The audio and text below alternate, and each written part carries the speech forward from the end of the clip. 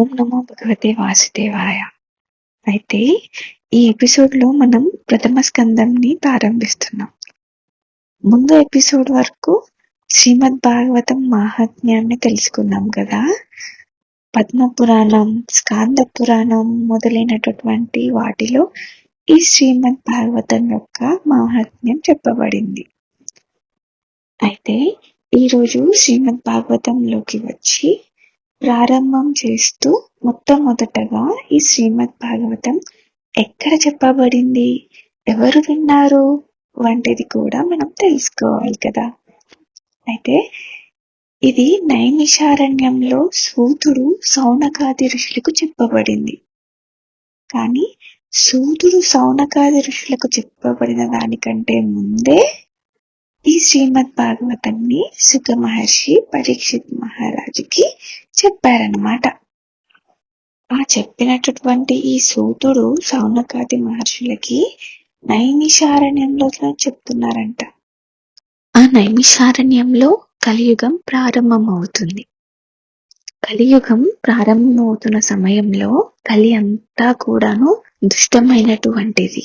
రాబోయే రోజుల్లో అందరూ కూడాను చాలా భయంకరంగా ఉంటారు కనుక దీర్ఘసత్రయాగం అనేటటువంటిది ఈ సౌనకాది ఋషులు సంకల్పించి చేస్తున్నారు. అసలు దాని పేరు సత్రయాగం అంట. అది దీర్ఘకాలంగా చేయబడుతుంది కాబట్టి దీర్ఘసత్రయాగం అంటున్నారు. అయితే ఈ మొట్టమొదటి స్కందం ప్రారంభంలో సౌనకాదులు సూతుడిని ప్రార్థించడం ఈ యజ్ఞంలో అనేది జరుగుతుంది. ప్రారంభం చేయటమే ఓం నైమిషే అనిమిష క్షేత్రే ఋషయాః సౌనకాదాయాః సత్రం స్వర్గయా లోకయా సహస్రసమమాసతం అని ప్రారంభిస్తారు శ్రీమద్ భాగవతంని. ఓంకారంతో ప్రారంభించి అసలు మనకు తెలియాల్సిన కారణం ఏంటి అంటే ఈ ఋషులు అందరూ ఈ నైమిషారణ్యంని మాత్రమే ఎందుకు ఎంచుకున్నారు అని. అసలు నైమిషారణ్యం యొక్క వైభవం ఏంటి అనేది తెలుసుకుందాం. భృగువంశంలో కృష్ణమధుడు అని చెప్పబడేటటువంటి ఒక ఋషి ఉండేవాడంట. అతని యొక్క పుత్రుడే ఈ శునకుడు అని చెప్పబడేవాడు. ఆ శునకుడు అని చెప్పబడేటటువంటి ఆయనకి పుట్టినవాడే ఈ సౌనకుడు. అయితే ఈ సౌనకుడు అనేటటువంటి ఆయన పుట్టడంతోనే వైరాగ్యంతో పుట్టాడంట. తండ్రి గారు చక్కగా వేదాలు నేర్పించారు, వేద విద్య నేర్పించారు, వేదాభ్యాసం చేయించారు, వేదాంతం చెప్పారు. అన్ని రకాల శాస్త్రాలని సేవించిన ఈయన చివరికి తండ్రి దగ్గరికి వచ్చి, తండ్రి నేను తపస్సు చేసుకోవటానికి నాకు అనుమతినివ్వండి, నేను వెళ్ళిపోతాను అని అన్నాడు. అయితే తండ్రి అయిన శునకుడు ఇలా అంటున్నాడు, అదేంటి నాయన, నువ్వు గృహస్థాశ్రమం తీసుకుని వంశవృద్ధికి కారణం కాకుండా తపస్సుకి వెళ్తాననడం ఏంటి అని అన్నాడు తండ్రి సౌనకుడితో. దానికి సౌనకుడు ఇలా అంటున్నాడు, అవును తండ్రి, నాకు గృహస్థాశ్రమం మీద ఆసక్తి లేదు, నేను తపస్సు చేసుకోవాలని అనుకుంటున్నాను. తపస్సుకి ఈ సంసారం అనేది భంగం కలిగిస్తుంది కనుక ఇక్కడ నుంచి నేను వెళ్ళిపోవాలి. ఎక్కడైనా ఒక ప్రశాంతమైన స్థలంలో, ఒక ప్రశాంతమైన ప్రదేశంలో నేను తపస్సు చేసుకోవాలి అని అనుకుంటున్నాను, నాకు అనుమతినివ్వండి తండ్రి అని సౌనకుడు శునకుడిని అడిగాడు.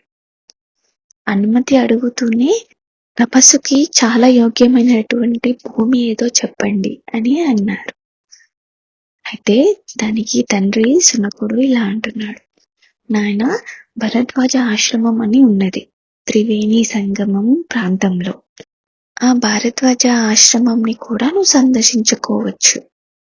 నువ్వు త్రివేణి సంగమం ప్రాంతానికి వెళ్ళు, అది చాలా అద్భుతమైనటువంటి భూమి తపస్సుకి అని అంటుంటారు, నేను విన్నాను అని అంటాడు శునకుడు. అది విని సౌనకుడు ఇలా అంటున్నాడు తండ్రితో, అవును తండ్రి, ఆ ప్రాంతం గురించి పెద్దలందరూ చెప్పడం నేను కూడా విన్నాను, కావున నువ్వు అనుమతి ఇస్తే వెళ్తాను అక్కడికి తపస్సు చేయడానికి అని అంటాడు సౌనకుడు తండ్రితో. దానికి తండ్రి అయిన శునకుడు అంగీకరించాడు. ఇంకా శౌనకుడు బయలుదేరి వెళ్ళాడు. త్రివేణి సంగమంలో స్నానం కూడా చేశాడు. స్నానం చేశాక భరద్వాజ ఆశ్రమం ఆ ఒడ్డుకే ఉంటుంది కనుక ఆ భారద్వాజ ఆశ్రమానికి వెళ్ళాడు. వెళ్ళి భరద్వాజుడికి సాష్టాంగ నమస్కారం చేశాడు. ఎప్పుడైతే ఈ శౌనకుడు నమస్కారం చేశాడో వెంటనే భరద్వాజ మహర్షి చూసి, ఎవరి నాయనా నువ్వు అని అడిగారు. అయితే పెద్దల దగ్గరికి వెళ్ళినప్పుడు ఒక మర్యాద అనేది ఉంటుంది. మన గురించి మనమే పరిచయం చేయాలి, వాళ్ళు అడగకంటే ముందే. అయితే ఈ శౌనకుడు కూడా భారద్వాజుడికి నమస్కారం చేసుకున్నాడు కదా. చేసుకుంటుంటే విని, అరెరే నువ్వు శునకుడి యొక్క కుమారుడివా అని అన్నాడు భారద్వాజ మహర్షి. దానికి శౌనకుడు ఇలా అంటున్నాడు, అవునండి, శునకుడి యొక్క కుమారుడినే నేను. దానికి భారద్వాజుడు ఇలా అంటున్నాడు, ఆ శునకుడు నాకు చాలా పరిచయస్తుడయ్యా. ఎప్పుడు ఇలా వచ్చినప్పుడు మా ఆశ్రమంకి వచ్చి నాతో వేదాంత చర్చ చేస్తూ ఉంటాడు. అది సరే, అసలు నువ్వెందుకు వచ్చావు, నీకేం కావాలో చెప్పు అన్నాడు భారద్వాజ మహర్షి శౌనకుడితో. అలా అడిగితే శౌనకుడు ఇలా సమాధానం చెప్తున్నాడు, ఓ మహర్షి, నేను తపస్సు చేసుకోవాలని అనుకుంటున్నాను. తపస్సుకి పవిత్రమైన అనుకూలమైనటువంటి భూమి ఏదో చెప్పండి, నేను వెళ్ళి తపస్సు చేసుకుంటా అని అన్నాడు శౌనకుడు. అది విని భారద్వాజులు నవ్వారంట. నవ్వి, అయినా నువ్వు తపస్సు చేసుకోవడానికి ఎక్కడికెక్కడికో వెళ్ళాల్సిన అవసరం ఏంటి, నా ఆశ్రమం ఉన్నది కదా అని అన్నారు. ఈ ఆశ్రమంలోనే నీకు ఏర్పాట్లు చేస్తాను, చక్కగా తపస్సు చేసుకో అన్నారు భరద్వాజుడు. చాలా సంతోషం మహర్షి అని అన్నారు శౌనకాదులు. సరే, అయితే ఈ భరద్వాజులు ఏర్పాట్లన్నీ చేసేశారంట. చక్కగా తపస్సు చేసుకోవడం ప్రారంభించాడు ఈ శౌనకుడు. కానీ మాఘమాసంలో త్రివేణి సంగమంలో కుంభం వస్తుంది అంట. ఆ కుంభుకి అందరూ కూడాను దేవతలతో సహా, ఋషులతో సహా అందరూ వచ్చి స్నానం చేస్తారంట. ఆ కుంభము స్నానం చేసిన ప్రతి ఒక్కరూ కూడాను పక్కనే భరద్వాజుని ఆశ్రమం ఉన్నందున ఆశ్రమంకి వెళ్ళి భరద్వాజుని సేవించడం అనేటటువంటిది ఒక విధానం ఉండేదంట.